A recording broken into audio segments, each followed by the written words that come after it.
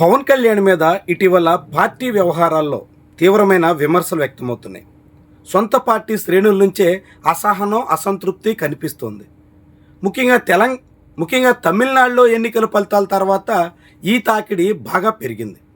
పవన్ కళ్యాణ్ జనసేన పార్టీని నిర్లక్ష్యం చేస్తున్నారు, జనసేన పార్టీ నిర్మాణం బలోపేతం విషయంలో శ్రద్ధ పెట్టడం లేదు అనే వాదన సర్వత్రా ఉంది.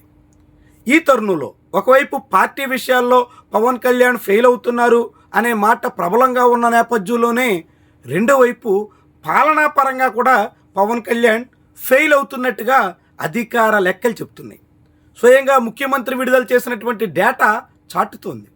రాష్ట్ర వ్యాప్తంగా వివిధ శాఖలకు ఇచ్చినటువంటి రేటింగ్స్లో పవన్ కళ్యాణ్ డిపార్ట్మెంట్స్ బాగా వెనకబడి కనిపిస్తున్నాయి. పవన్ కళ్యాణ్ ప్రాతినిధ్యం వహిస్తున్న 5 శాఖల్లో అనేక శాఖలు సగటు కన్నా కూడా చాలా వెనకబడి ఉన్నటువంటి వైనం విస్మయకరంగా మారుతోంది. గతంలో కూడా మంత్రులకు ఇచ్చినటువంటి రేటింగ్స్లో వాళ్ళ పనితీరు, ఫైళ్ల క్లియరెన్స్ ఇలాంటి రేటింగ్స్లో కూడా పవన్ కళ్యాణ్ వెనకబడ్డారు. చాలామంది కన్నా ఆయన వెనకబడి ఉండడంతో అప్పట్లో అనేక మంది విస్మయం వ్యక్తం చేశారు.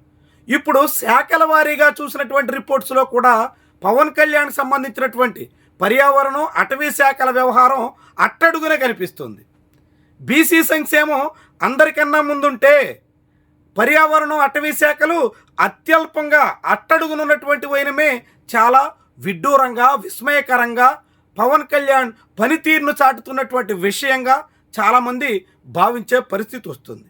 మరి ఇలా పవన్ కళ్యాణ్ అటు పార్టీ వ్యవహారాల్లో, ఇటు పాలనా వ్యవహారాల్లో పూర్తిగా ఫెయిల్ అవుతుంటే తనకు అధికారం ఇవ్వండి, చేయాల్సిందంతా చేస్తా అని చెప్పినటువంటి మాటలకు అర్థమేంటి అనేటువంటి అభిప్రాయం చాలామంది నుంచి వినిపిస్తుంది.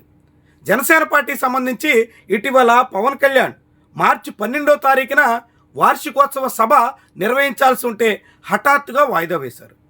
ఎందుకు వాయిదా వేశారయ్యా అంటే ఎండల తీవ్రత ఎక్కువగా ఉంది కాబట్టి చివరికి జనసేన పార్టీ ఆవిర్భావ వేడుకలు సైతం విరమించేసుకుంటున్నాం అని స్వయంగా పవన్ కళ్యాణ్ ప్రకటించారు. జనవరిలో ప్రకటించినటువంటి ఆవిర్భావ వేడుకలను మార్చి వచ్చేసరికి నిర్వహించకుండా చేతులెత్తేశారు. కానీ మరి మే నెలలో రోహిణీ కార్తుండగా తెలుగుదేశం పార్టీ మహానాడు కార్యక్రమాలకు సిద్ధమవుతుంది. అంటే తెలుగుదేశం పార్టీ ఏటా తన పార్టీ కార్యక్రమాల కోసం నిర్వహించేటువంటి సంస్థాగత కార్యక్రమాన్ని మండు టెండర్లో రోహిణీ కార్తులో నిర్వహించడానికి సిద్ధమవుతుంటే పవన్ కళ్యాణ్ మాత్రం మార్చి ఎండలకే తన పార్టీ ఆవిర్భావ సభను వాయిదా వేసుకున్నటువంటి వైనం ఎంత విచిత్రంగా, ఎంత వైరుధ్యపూరితంగా ఉందో ఇట్టే ఆలోచించండి. తెలుగుదేశం పార్టీ అభివృద్ధి కోసం, తెలుగుదేశం పార్టీ నిర్మాణం కోసం ఆ పార్టీ అధిష్టానం ఇస్తున్నటువంటి ప్రాధాన్యత మహానాడులో మనం చూస్తాం. కానీ పవన్ కళ్యాణ్ మాత్రం ఆవిర్భావ దిన వేడుకలను కూడా దూరం పెట్టేసి, వాయిదా వేసేసి దానికి ఎండలే కారణం అని చెప్పినటువంటి వైనం చాలా విస్మయకరంగా మనం చూడాల్సి ఉంటుంది. అలా పార్టీ వ్యవహారాల్లో ఆయన పూర్తిగా చోద్యం చూస్తున్నట్టుగా చెప్పాల్సి ఉంటుంది. రెండవది పాలనాపరమైనటువంటి విషయాల్లో కూడా కీలకమైనటువంటి పర్యావరణ, అటవీ మంత్రిత్వ శాఖ అంటే ఒకనాడు పవన్ కళ్యాణ్ ప్రతిపక్షంలో ఉండగా ఆ శాఖలకు సంబంధించినటువంటి అనేక అంశాల మీద నిత్యం ఎలుగెత్తుతూ వచ్చారు.